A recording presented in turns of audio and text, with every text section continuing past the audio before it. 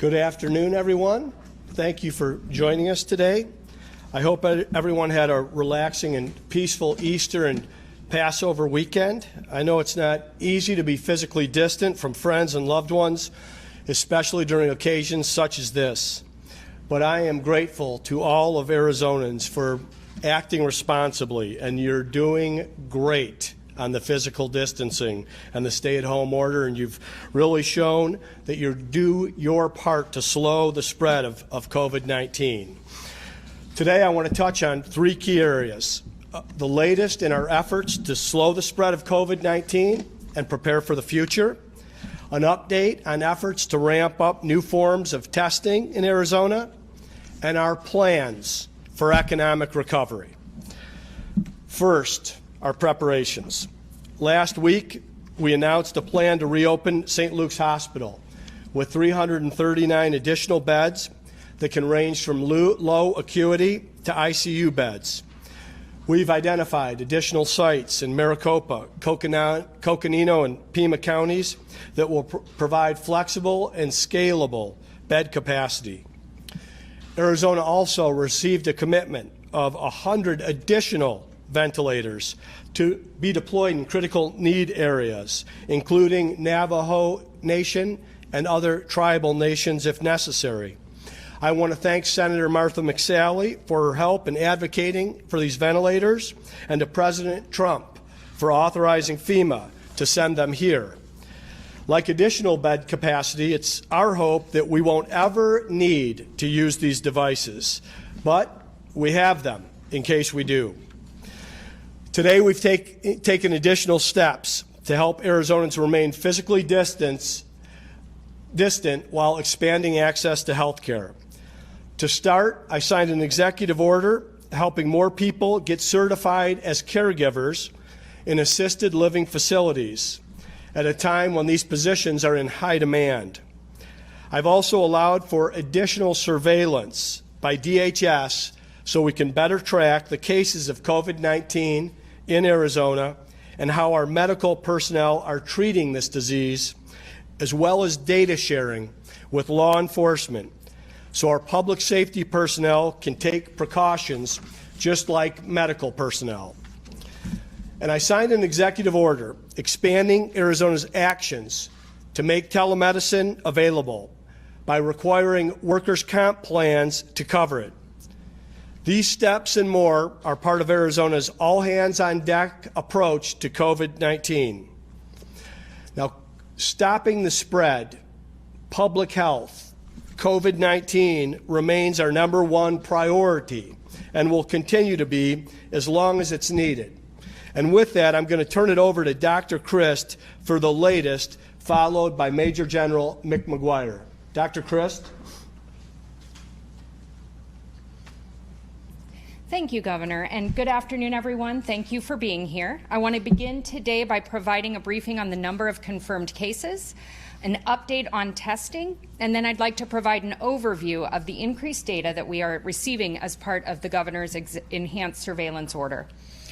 To date, in Arizona, there have been 3,806 cases of COVID-19 in all 15 counties, and sadly, we've seen 131 deaths. On testing, to date, we have had 44,096 tests administered in Arizona. As we continue to evaluate the national supply of testing materials, we will continue to prioritize testing for the most high-risk Arizonans and those on the front lines, our first responders and our healthcare providers. We're continuing to look for ways to expand availability of testing, and we're excited for you to hear more about the Governor's announcements on that topic today. As we continue to collect more data about the COVID-19 outbreak in Arizona, we will continue to enhance the information we're reporting on our website. We wanted to show some of the tools we use and the data that we're seeing from a high level. The epidemiology curve for COVID-19 shows how the trend of the outbreak has evolved in Arizona, including the increase in the number of cases and the impact that our interventions have had. Our primary goal is to slow the spread of the disease and prevent illnesses in people who are at highest risk for developing complications while protecting the healthcare system for a surge in patients.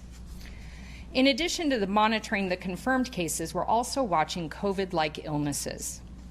This shows the percent of inpatient and emergency room patients who come to our hospitals each week with symptoms that are compatible with COVID or COVID-like illness, which includes fever or chills with cough, difficulty breathing, or shortness of breath. Over the last few weeks, we've seen a downward trend of these visits for COVID-like illness in both emergency rooms and inpatient settings. As with the trend in our disease outbreak curve, this is encouraging data, but it does not indicate that we have stopped the outbreak. Everyone needs to remain vigilant about being physically distanced. With all of our mitigation strategies, our primary goal has been to protect Arizona's healthcare system from a surge of cases. We want to ensure everyone who needs access to care has it. In order to do this, we're closely monitoring the health of our healthcare system, including the number of inpatient and ICU beds in use and available, and the number of ventilators in use and available statewide. Please note that this data that I'm going to show you right now is using actuals and does not include the surge capacity that our hospitals have added to prepare for that potential surge. When the surge capacity is contemplated, the capacity within our hospitals looks even more optimistic. As we look at our capacity for inpatient beds in Arizona, we see that over 25% have remained available, with some of this, and up to 40% remain available with some of the surge capacity created by our hospitals. The bright red bars at the bottom on the far end, those indicate the number of beds used by those with or suspected to have COVID. So we just started receiving this data, but we'll continue to track it moving forward. Based on that data through yesterday, COVID patients account for less than 10% of the total inpatient beds each day. When you look at the graph that shows the status of our ICU beds, our data shows that there is still capacity within our ICU beds. On recent days, we have currently over 25% of our ICU beds in the state available for Arizonans who need them, and with some of the surge capacity up to 50%. The newly reported data shows that only 15 to 18% of our total ICU beds are in use by COVID patients, and we'll be posting these graphs on the web. When we look at our availability of ventilators in Arizona, the data is very promising. Of our 1,500 ventilators statewide, we currently have approximately 75% available. COVID patients account for approximately 50% of the vents that are in use statewide. So this is something that we're going to monitor closely as this outbreak progresses. However, this is a much more reassuring position to be in than compared to the information that we had at the beginning of March, which was prior to the required reporting, when we had 172 ventilators reported to the department, with 100% of those being in use. While we still might need additional ventilators to meet the overall demand at our peak, we continue to evaluate this data to gain situational awareness and make decisions. We really appreciate our hospital partners for their diligent reporting of this data every single day.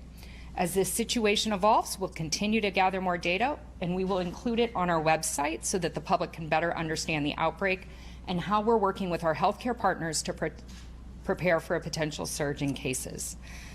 It has been more than 2 weeks since Governor Ducey announced the Stay Home, Stay Healthy, Stay Connected order. And I want to say thank you to everyone who is doing their part to help slow the spread of COVID-19 in Arizona. I will now hand it over to Major General McGuire. Thank you.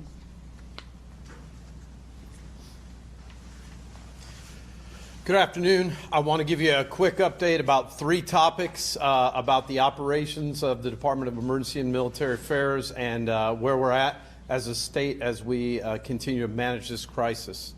Many of you are aware that there's been a significant outbreak in northeastern Arizona on the Navajo Nation. And since we last met on Thursday, there was a request that was validated about getting potable water to the tribal nation up in Navajo County. The decision was made that we had access to potable water activity and potable water trucks through what we use through forestry and fire management as we fight wildfires. And I'm happy to say that we were able to get 3 sites to deliver water on the nation at Chinle, Daikon, and the Kayenta area, which will allow those citizens most affected in our state to get access to fresh, clean, drinkable water. Additionally, we made the decision over the weekend to deploy an incident management team to be an assistant of President Nez and Vice President Leiser, as well as the incident commander there, the incident commander Nez, on the tribal nation. And that team is comprised of National Guardsmen as well as emergency management professionals, synchronizing the whole of government and whole of community response. The Navajo Nation creates a challenging problem in that it overlies 3 states and 3 FEMA regions: FEMA Region 9, FEMA Region 6, FEMA Region 8, Arizona, New Mexico, and Utah. And 3/4 of those folks are here in the great state of Arizona. They're our neighbors, they're our partners. And so the decision has been made by the regional administrator, Mr. Robert Fenton, to have Region 9 take the lead in coordinating all those resource requests, working with Indian Health Service and the 638 facilities. One of the huge demands that we've had a challenge with getting up there is PPE, that personal protective equipment, and I want to share a good news story about that. We were able in the last week to obtain fabric with the help of Governor Ducey and the Commerce Authority, Ms. Sandra Watson, to link up both Dignity and Banner Health with local fabric companies to stitch together the gowns that we need. Ironically, surgical gowns are in shorter supply right now than even the masks, so we're going to have the ability to organically produce those here in the state. When they first received the material, the projected date of delivery was this Friday. We were able to get federal authorization through FEMA to use Arizona National Guard assets in the 161st, obtain the fabric, and as of today, the FDA has given approval to the pattern and design that they're using, and should be producing and getting those to healthcare workers by Friday of this week, when we were originally going to receive the fabric on Friday. And that's a great whole of community, whole of government response. Much like what we've seen in 1942, the whole of community pulling together to overcome this crisis. Finally, in a worst case scenario, in the event that we would need critical care beyond what our capabilities are, we are under construction now at St. Luke's, and 3 weeks from yesterday, we should be ready to habitat for high acuity patients in the event that a local healthcare facility should have that need. So we're working hard with the Army Corps of Engineers to get that done, and Dr. Chris' team has taken the lead on staffing that and through contracts and getting people ready in the event a local hospital needs that assistance. We all pray that that doesn't happen, but we want to be ready for a worst case scenario. And with that, Governor Ducey. Thanks very much, General McGuire and Dr. Christ. Next topic, testing.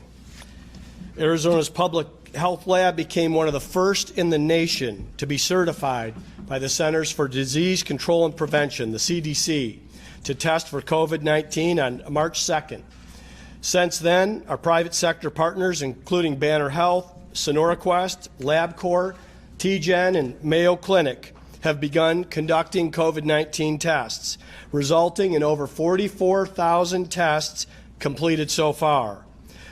But we need more, a lot more, and there's not a governor in the country who doesn't need more testing, with a greater availability of tests and more rapid turnaround of results. Last week, we announced that Arizona has received all 15 of the Abbott testing machines allotted to our state. These machines can detect COVID-19 in as little as 15 minutes, and they'll be distributed around the state to test vulnerable populations. Today also we're announcing that Walgreens, and thank you Walgreens, has chosen Arizona as one of 14 states to open drive-through testing operations, and we're one of only 7 states receiving 2 of these sites in Arizona. In addition to more diagnostic testing, nationally there's been talk about what's called antibody testing.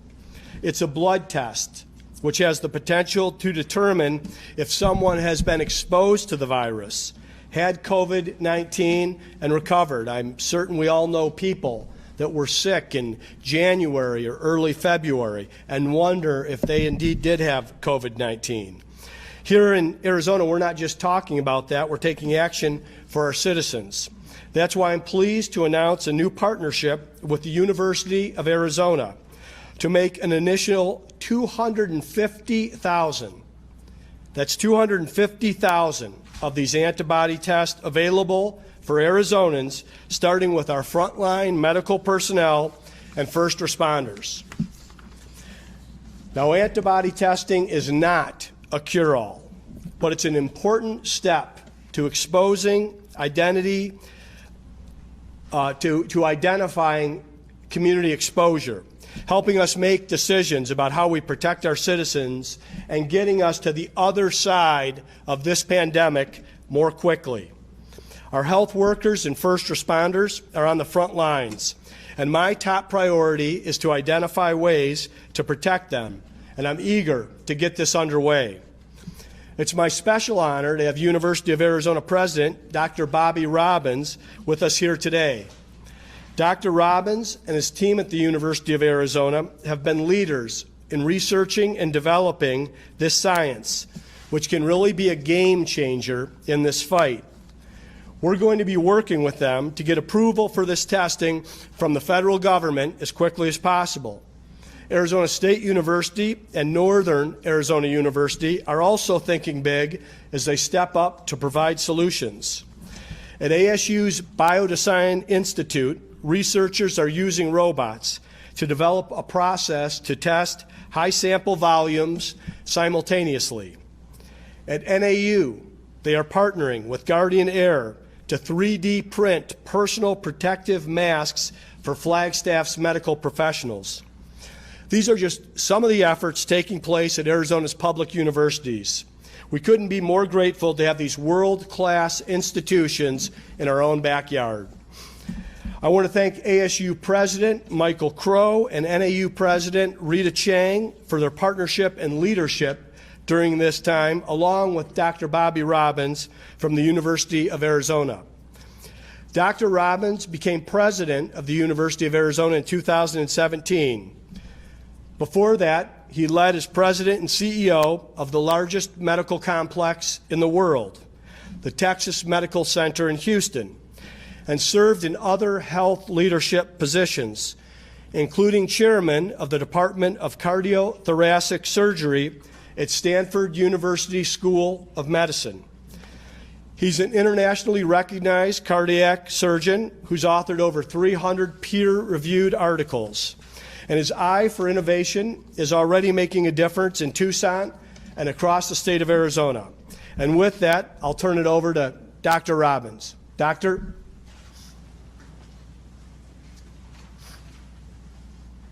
Thank you, Governor. Good afternoon. Thank you for inviting me to be here today to share this story, which I think is really remarkable.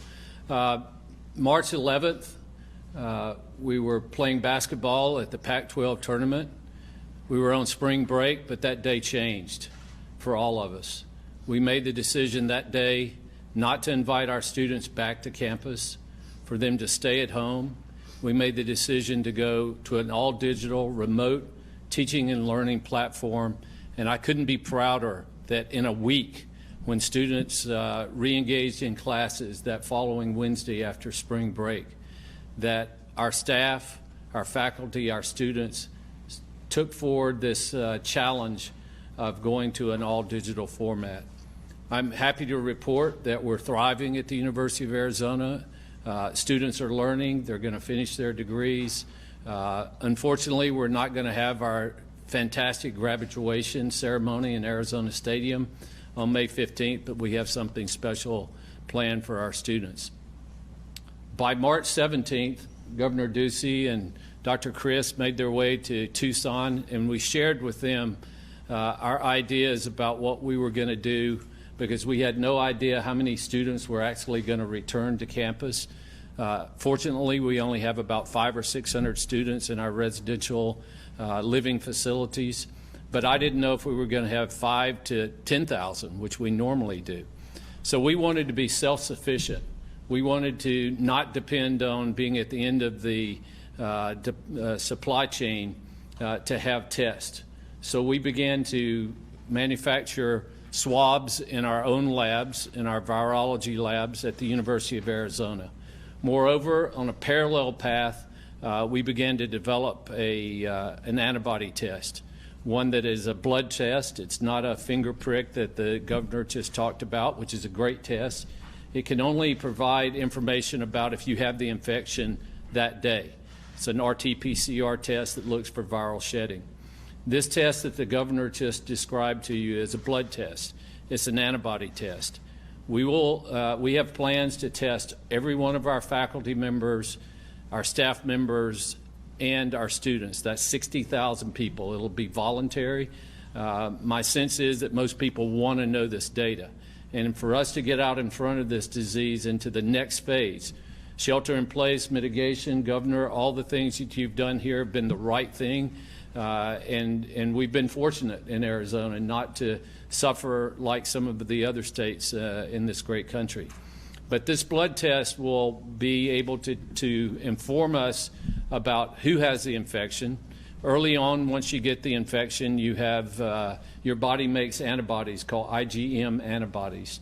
And then about 7 to 10 days later, you start to make IgG antibodies. So we think that by doing this test, we'll get valuable information about who has the disease and who has had it in the past and has antibody production. Potentially inferring immunity. If we go back to MERS, if we go back to SARS, H1N1, we know from data that you probably have about a year's worth of antibody protection in the MERS case, and for SARS about 3 years worth of antibodies. So we can't guarantee you'll have immunity, but we need to get the data because knowledge is power, and we feel that empowering our students, our faculty, and staff is really important.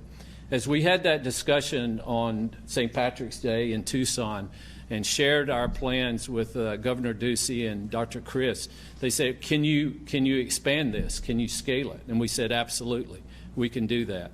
So going forward, we're happy to partner with the governor's office to expand testing to up to 250,000 people.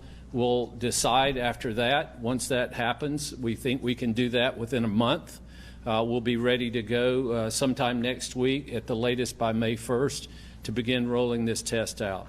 So, Governor, thank you for the partnership. Thank you for inviting me here today. I just wanted to take 1 minute. One of my friends told me, you know, what are you doing? You're going from the operating room to a university presidency. You've become a Pentagon general. I want to tell you who our frontline generals are. My longtime friend, Michael Dake, is our Senior Vice President for Health Affairs at the University of Arizona. He is our frontline battle-tested general who's been quarterbacking this effort for us. Also, we're fortunate to have Dr. Mike Abacakis, who is the Dean of the College of Medicine in Tucson, who led the transplant program at Northwestern University for almost 3 decades. Ironically, Governor, he did his master's thesis on the coronavirus. So we're lucky to have both of them, in addition to Dr. Janko Nikolic-Zukic, who is the head of our immunology department. Janko has done a great job stepping up. Ryan Spisler, who is also in the Arizona Genomics Corps. Dr. Deepak Bhattacharya, who is associate professor in immunology, and Dr. David Harris, who directs our Arizona Health Sciences Biorepository, and finally Dr. Catherine Spear, professor of pathology. Those are the people who are going to make this work for you, Governor, and we couldn't be more excited to be your partner. Thank you. Thanks very much, Dr. Robbins, and thank you for the talented team from the U of A stepping up with this innovative approach. We're excited to deploy it. Next, let's talk economic recovery in the state of Arizona. Now, as we look ahead, many are asking, when can we get back to normal in this state? My answer is I want to get there as soon as possible. I want to see everyone get back to work and back with their lives when it is safe and healthy to do so. Arizona's stay home, stay healthy, and stay connected order is in place until April 30th. As we get closer to that date, we will be tracking even more closely the data, and continuing to work with public health officials on what comes next. We also want to plan ahead and be ready when the time comes to restart sections of our economy. That's why just moments ago I sent letters to leaders in our business community seeking their input on a plan for economic recovery. Our goal is to be able to make the right decisions at the right time while continuing to be guided by public health and safety, along with public health experts, with Dr. Christ at my right hand and watching the data as we approach that date. At this time, I want to introduce two leaders I've assigned to spearhead the outreach effort. Sandra Watson of the Arizona Commerce Authority and Debbie Johnson of the Arizona Department of Tourism. They're going to engage leaders in lodging, restaurant, retail, and tourism sectors to get more of their feedback. And they're going to talk a little bit about what they're already hearing from our business community. Sandra?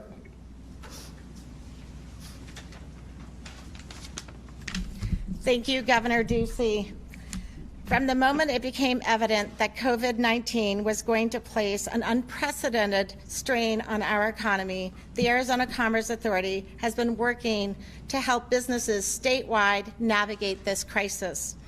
Under Governor Ducey's leadership, the ACA quickly deployed a comprehensive and intentional strategy to support businesses. We are regularly convening industry and community leaders to share knowledge and to collaborate on ways to provide relief, with a particular focus on our small businesses that have been hit the hardest. These small businesses are the backbone of our economy, and we are laser focused on helping them get through this. Our team is on call 24/7, providing personalized support to those who have questions and need guidance. Providing resources to affected workers is equally important, and the ACA's statewide workforce development team has been heavily engaged in leading these efforts. We're very proud of the partnerships that we've led with the Arizona Office of Tourism and the Greater Phoenix Chamber of Commerce to connect displaced hospitality and service industry workers with grocery, healthcare, financial services, and manufacturing jobs. Over 8,000 open positions in these industries alone have been identified. To get them filled quickly, we've created a COVID-19 rapid response team in partnership with Arizona at Work and the Department of Economic Security. This team is proactively implementing workforce retention, reemployment, and retraining initiatives supporting employers like Honeywell, which is seeking to hire more than 500 new workers for its N95 mass Phoenix operation. And to provide a centralized hub for the latest information, the ACA created a COVID-19 business resource section on our website, both in English and in Spanish, which we update daily. To ensure this information reaches every Arizona business, the ACA has launched an integrated statewide marketing campaign, and we're grateful to the partners who have joined us in a cooperative effort to amplify the messaging. As we look to the future and plan ahead for Arizona's economic recovery, our strategy will continue to be multifaceted and collaborative. As Governor Ducey has stated, public health will be at the forefront of everything we do. We will continue to follow the governor's lead, as well as the guidance of Dr. Christ and the Arizona Department of Health Services. Gathering input from industry and partners statewide will be a key component of this effort and will help us make the most informed, pragmatic decisions possible for this state. While we have a great deal of work ahead of us, Arizona has recovered from tough economic times before. Under Governor Ducey's leadership, I have complete confidence that we will overcome this challenge together, becoming stronger and more resilient as a result. Now I'd like to turn it over to my colleague, Arizona Office of Tourism Director Debbie Johnson, who has been an incredible partner in our efforts. Thank you. Good afternoon. Thank you so much for being here today. I'm excited to be involved in the support of Governor Ducey's efforts to re-energize our economy. Tourism plays an important role in Arizona's economy. It positively impacts all 15 counties and 22 tribal nations. It contributed nearly $1 billion to the state's general fund in 2018, and it is directly linked to more than 192,000 jobs in our state. As we continue to work to combat the spread of COVID-19, we face an unprecedented uphill battle to get our economy back on track. Tourism has and will continue to be one of the hardest hit industries in our state. Last month alone, more than 40% of Arizona's hospitality and tourism workforce was laid off or furloughed, totaling more than 75,000 individuals. From March 1st to April 4th, Arizona lost $1.2 billion in visitor spending and $35 million in state tax revenue. So while the statistics paint a gloomy picture, we know that when Arizonans work together, we can overcome some of our greatest challenges. Together, as Sandra mentioned, with the Arizona Commerce Authority, we created ArizonaTourismJobs.com, an opportunity to connect displaced workers with industries currently hiring, grocery stores, healthcare providers, hospitals.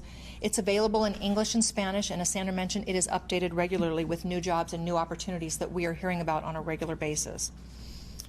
We all know that the world looked very different 6 weeks ago, and this new reality requires a new approach. Today, statewide tourism industry leaders will be asked to share their expertise and ideas for our state's economic recovery process to support the tourism industry. The collaborative input that we receive will be completed, shared with the governor, and put into action alongside an AOT-led statewide long-term tourism recovery plan that we're working on. Both of these efforts are vitally important and will become the short and long-term recovery plans for Arizona's tourism industry. I look forward to working with the governor's office and leaders around the state to get people back to work, safely deploying CDC guidelines, and get our economy back to business. Governor, thank you. Thanks very much, Sandra, and thank you, Debbie. I'll conclude today by asking every Arizonan to keep doing what you're doing. Staying at home, washing your hands, covering your cough, and staying connected. It's working, and we're going to stay the course.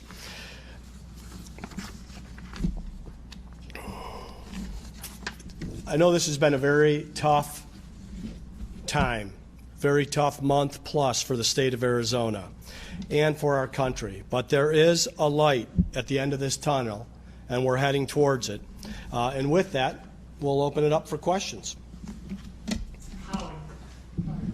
Actually, Director Chris, will have you come on down.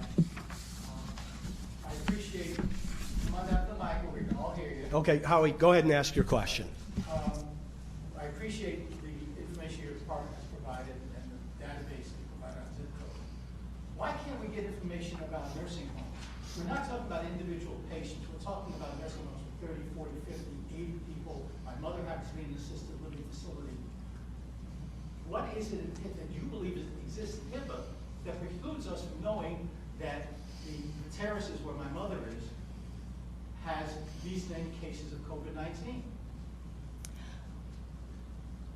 The address or a facility where someone would live would be protected health information. And so if your mother was the only one at the terraces that had COVID-like illness, anybody at the terraces then could identify that that was the patient. So we consider that protected health information. But the address is of a multiple, it's not by the order of zip codes. It's the order of if you have 100 people there, and this is a huge facility. It's if anybody could identify that individual. So how do you determine that? if, I mean, again, my mother is one of perhaps 150 people in this facility. So again, why can't I find out whether there are people in this facility who have COVID-19? we will be working with the facilities to make sure that they are working with their residents and the families and the loved ones to let them know about what's going on within that facility, but it's not information that the department can give out. Major. Governor, what would you say to conservatives, even many in your own party, who would say that actually your response to these orders have maybe gone too far, that it shouldn't be up to the state to decide when businesses open or close, that kind of thing? Well, I want to say that every decision that we have made along the way has been done with great thought and concern for the health and welfare of Arizonans. I take the responsibility that I have as governor very seriously, and to declare a public health emergency gives broad authorities. I have tried to be as reasonable with a sense of urgency so that Arizona could stay out ahead of this along the way. Of course, we're consulting with legal authorities, and I want people to know that none of these decisions have been easy to make. I believe all of them have been the right decision to make, and we've always wanted to be one step ahead of where we needed to be. We were able to look and learn from places like Seattle and the nursing home incident that they had there. Of course, what's going on in New York State and Louisiana and Detroit, and we have been able to avoid that in the state of Arizona. Now, when we get on the other side of this pandemic, and we will get there, it's just a matter of time, these orders and authorities evaporate. And they go away, and we will be getting as close as back to normal or better than normal. But this decision-making and authority comes with the job, and I've embraced it. Nicole and then Matt. For Dr. Chris, please. You guys just announced a bunch on testing, but none of it is widespread testing. How do we even start to move forward with talking about opening up anything when, one, we don't know how many cases are out there, we have no plans for widespread testing, and second, to the models, we still don't have them. We know that you guys have referred to University of Washington, but that's all we see, that's all the public sees. How do we understand why you're opening up St. Luke's on taxpayer dollars without showing us, the public, what's out there? What do you know that we don't? So we'll be sharing that modeling. I'm trying to get it to a non-PhD level of information, so it should be within the next day or two. We will be sharing that, and we'll be sharing all of the data that goes along with that, so that people can see. We are working on getting widespread testing. We were very excited about Walgreens. We're in conversations with CVS to open up some additional testing, and as soon as we get more test collection supplies, that's when we'll be able to open it up to everybody. But we shouldn't be talking about opening things back up when we have no idea what's out there, correct? Let me address that. Of course, we should be talking about opening things up. And I've been thinking about opening things up every day while public health came first, but there's just no way that we continue like this forever. So the idea of finding when it is safe and responsible to do it and to be prepared at that time. And the other thing around the question is I want to make sure that there's no false narrative out there. I mean, COVID-19 is widespread in this country, everywhere, in all 50 states. I think it's in, last count, in 190 nations. So as much as we want to stop COVID-19, it's out there. And it's something that we're going to have to deal with in a way that's responsible to make sure people that contract it and need hospital care can have hospital care. If you refer to the graphs that Dr. Christ went through, today we can take care of sick people with a lot of capacity. Not only do we have the personal protective equipment, we have ventilators, and you mentioned taxpayer dollars. What better use could there be of taxpayer dollars than to prepare for the people of Arizona in a pandemic? So yes, that's what we're doing, and at the appropriate time, when it's safe, we will begin to re-energize our economy one step at a time. It's not like turning off a light switch and turning on a light switch. It's about making the right decisions at the right time. And yeah, we'll be talking about it every day, and we'll be thinking about it every day. Should we be worried about more people getting sick, opening it up? We're always going to be worried about more people being sick. We also want to make sure that we can care for people that are sick. COVID-19 is top of mind right now. It's our number one priority. There's lots of things that people get sick from in the United States and Arizona. Matt, first one's a real quick one. Where, when, and capacity for the Walgreens? In terms of the details on the Walgreens, do you know that, Dr. Christ? I know that there will be, we're going to have the drive-through testing in Arizona, and we're there's only several states where they're going to have extra locations in which to do that. I don't know that those locations have yet been determined. As soon as they are, they'll be on the azhealth.gov website. And I want to go kind of back to commerce and tourism. What have your discussions been like with Major League Baseball? Some plans, every team here, some plans, half the spring training teams here, half in Florida. What have your discussions been like? Are you on board with that? Well, I want to touch on that. Everyone knows that Arizona very proudly hosts 15 Major League Baseball franchises in Arizona every spring in the Cactus League for spring training. We love having all of those clubs here. It's, I think, many Arizonans' favorite time of the year. This year, in the response to COVID-19, spring training shut down, and all those clubs went home, and opening day was delayed. I have had discussions with the commissioner of Major League Baseball, and while I want to hold the content of those discussions in confidence, I just want everyone to know that Arizona, at the right time, is very open-minded to hosting whatever Major League Baseball would like from the state at the time that it would be appropriate for public health. If Arizona were in a position to reopen, we have the facilities that are here. We have the hotel space that is here. We're going to want to make certain that the metrics and the data are proper before we were able to go forward. But I think two words that would allow the country and the state of Arizona to know that things were headed back to normal would be play ball.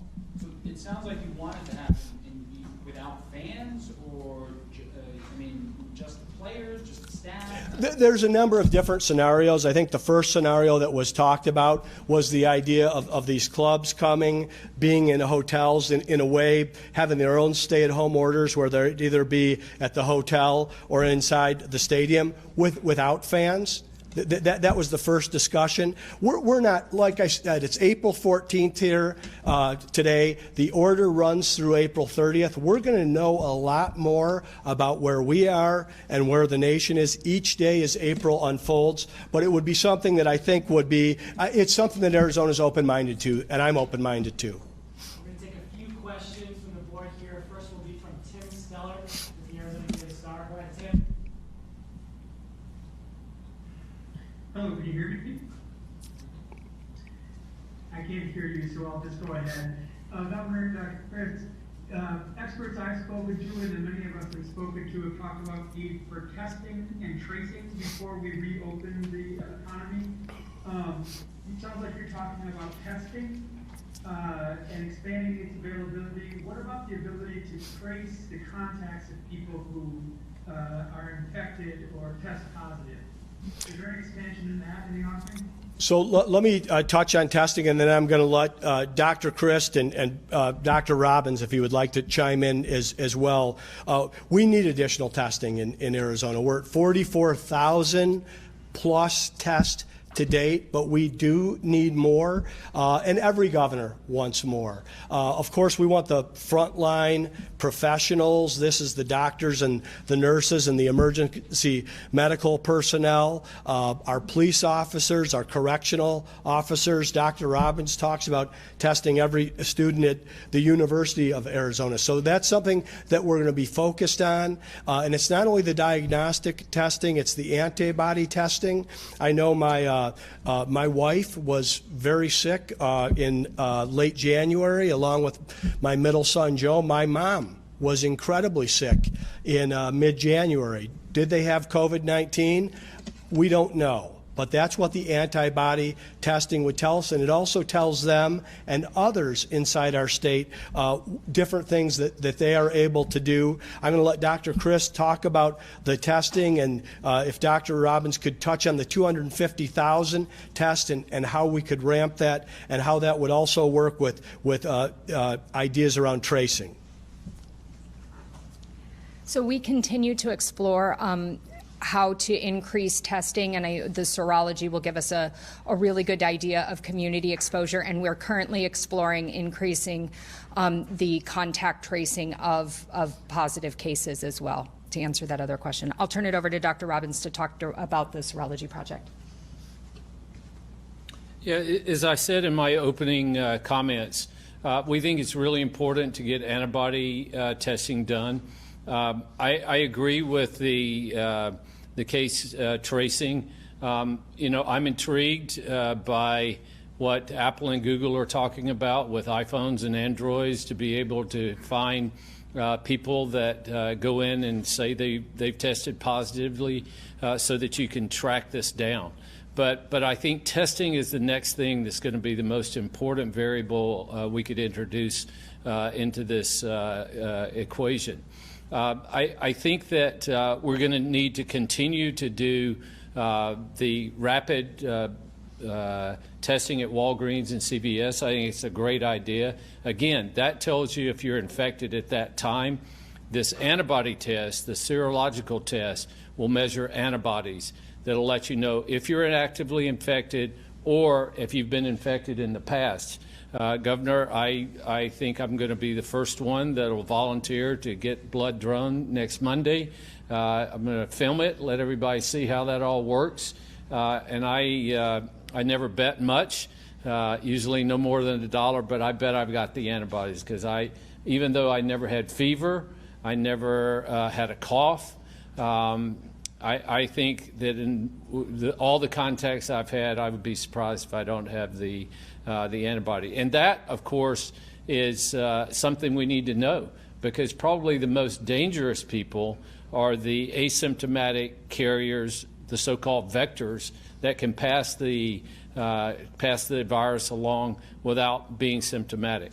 We're still going to need the testing for point of care testing without a blood draw, which is what this antibody test is. And I think the Walgreens and CVS and others, the Abbott testing kits, are going to be really important. But that, again, just tells you if you've got the disease that day.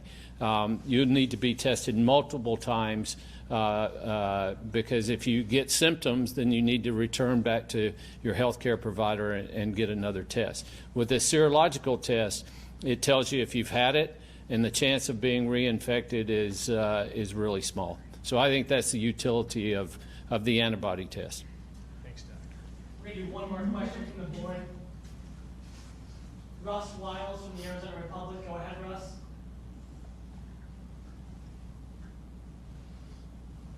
Hello, Governor?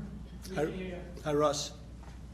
Hi, I was just wondering, Russ Wiles, Arizona Republic. I was just wondering if you can tell me, in terms of reopening the economy, whether Arizona might join with other states in planning that process, such as the Western States Pact involving California, Oregon, and Washington. Russ, I don't see the need for Arizona to have to join any coalition regarding our economic reopening, growth, and development. This is something, of course, I get a chance to talk with all these governors a couple times a week and have a good relationship with these governors where we can share best ideas and best practices. But Arizona was leading in economic growth and development going into this downturn, and Arizona's expectation is going to lead on the way out at the appropriate time. Tony, you have a question? Yes, I have one for Governor Ducey and then Dr. Chris afterwards. Governor, so I was wondering if you've had any kind of discussions about any possible support for undocumented families in Arizona who are already in integrated part of society and don't necessarily qualify for government benefits. You know, my message to everyone in Arizona has been the same consistently since this began. We're working with our federal partners so that we can make certain that our paycheck to paycheck employees in the state of Arizona have access to these benefits. Of course, health care is going to be available to all Arizonans through this crisis. I don't have anything to add beyond that. What role for undocumented payments, if any discussions whatsoever? We're going to make certain that nobody falls through the cracks in terms of health care. I mean, what we have right now is a health care crisis, and you can see by what's happening inside our hospitals and health care facilities right now, we're prepared and we have capacity. And for Dr. Chris, my next question was about COVID patients who have recovered. Is there any info or number on that? We are currently working on that definition and are hoping to post it on our website on Sunday. Yes. Brand and Dennis, if you have any. Thank you.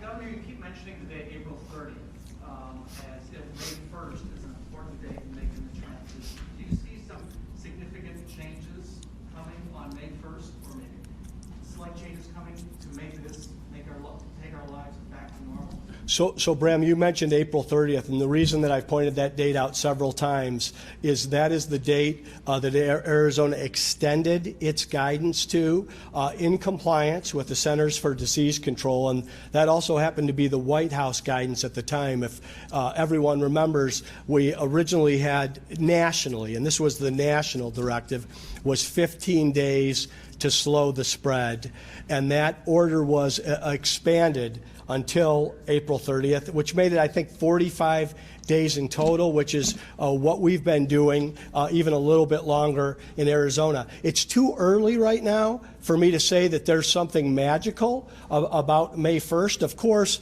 I'm hopeful. I want to be aspirational on this, but just as I made every responsible decision for the state of Arizona without regard to what other states were doing along the way, I want to make every responsible decision for Arizona without regard to what other states are doing for what's right for our state. And but April 30th is a date that we have guidance and executive orders out until. If those need to be extended, we'll extend them. If they can be changed, they'll be changed. Dennis, go ahead. Yeah, in response to that, yesterday the president said that he's the one who calls the ball. He calls the shots on all this. Is he the boss here? Is he going to decide if Arizona gets to open up or not, or are you the decider? So I didn't hear that, but I have read it and seen the reporting around it. I think what the president is in charge of is what the national guidance is. I can't give guidance to the nation. I can give it for Arizona. And a United States Senator can provide, of course, whatever would inform these economic relief packages, but there's got to be one guidance from the Centers for Disease Control and Prevention, and that's what came not only from CDC, but if you'll remember that day in March where that changed to the White House guidance, that's what the president's in charge of. That date today coincides with Arizona's date of April 30th. I'm going to continue to make the best decisions for Arizona. The president specifically mentioned governors, that he's in charge of this. I mean, if he says open up tomorrow, do you open up? What we do is make the best decision for Arizona. That's what we've done the entire time. And I think what I read is that the comment was that he's in charge of the national guidance, and that's accurate. I don't think he said that. I'm sorry, but. Well, I'm going to make the best decision for Arizona, so there's your answer. Okay, so no matter what. For Arizona, I'm going to make the best decision. No matter what the president says. Next question. JJ with the AP, please. Question about PPE. If you've been told that Arizona's not getting anything, not to expect anything more from the federal government on PPE, and how are we doing right now on PPE? Do we have what we need? Well, we've In terms of PPE, we continue to work with our federal partners. President Trump called me personally last Wednesday because he was aware of what was happening on Navajo Nation. And that's where, along with Senator McSally, was advocating for additional ventilators. So I believe we've got a relationship with this administration where if we need more PPE, we can access more PPE. We're also acquiring things in the private sector. We're being resourceful ourselves. We're working with Honeywell right here in Arizona and Phoenix that's going to produce 6 million N95 masks. I'd love to be in a position where I can say this material that we have acquired is unnecessary for us in Arizona because many of these models keep pushing our peak dates out. We've been in acquisition mode, and like I said, it's only responsible and prudent in a pandemic to plan for a worst case scenario. If we have the data that says we're past that, we'll be in a position where we can today where we could send stuff back.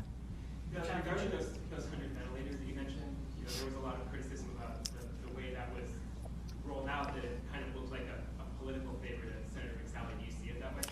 Listen, I want to say it was 100 additional ventilators, and it's a shame that anyone would ascribe politics when the President of the United States has personal concern for what's happening in Navajo Nation on tribal lands that not only intersect Arizona, but also Utah and New Mexico. Just a few more. We're going to go to Nicole and then Matt. Can I have Dr. Chris answer the question that you answered for her about we're not doing widespread testing? As a medical professional, how can we talk about moving forward with opening things back up when we're not going to know how many people are sick and we won't know if more people are going to get back sick in a second wave? So we do expect there to be, as we've mitigated the infection, there's no way to completely eradicate the infection. It is all over the world. So we will continue to make the decisions based on what we are seeing in Arizona, based on the health of our healthcare system, the number and the rise of the tests that we have. So there's a lot of different information that we're looking at, and we'll continually make those decisions. Are you worried without widespread testing now? While I would like a lot more data on testing and the prevalence in our community, we've got a lot of data through our COVID-like illness, syndromic surveillance, the health of our healthcare system. That's really what we're trying to protect by doing these mitigation strategies. So as long as our healthcare system is protected, we'll continue to develop the strategies. And I want to clarify something, Nicole, to your question. I just want you to know that Dr. Christ is not talking about reopening our economy. I'm talking about reopening our economy. Dr. Christ is focused on public health and COVID-19 100% of her time, 24/7. My job encompasses thinking about what's next and what's ahead. I'm the one thinking about that, and we're talking about this into the future. I just wanted to know Yes. medical opinion without testing. Yes. Thank you. Matt, and then we'll wrap it up over here. To that end, and actually to go back to that April 30th date, is it kind of false hope to keep saying April 30th when it seems to coincide with what we're talking about in terms of a peak? Well, I think April 30th is a date to focus on because it's the date that our guidance statewide goes until. A decision's going to have to be made sometime before April 30th, but until we have a lot of time until then. We don't want to provide, we can be aspirational. We're a hopeful people. We just got through a very hopeful celebration on Sunday. We should continue to be hopeful and vigilant and prudent, and that's what we're going to do in Arizona. Last question here with Dennis. I got one question for Dr. Kerr and Dr. Chris. Obviously, there's not going to be a vaccine or effective treatment for quite some time. Just wanted to get your opinion. A lot of people are kind of wondering about this. This is an election year. People wondering if they should vote by mail or go and vote in person. In your opinion, medical opinion, what is the safer option for them? Should they be going out to the polls on election day later this year, or should we leave mail?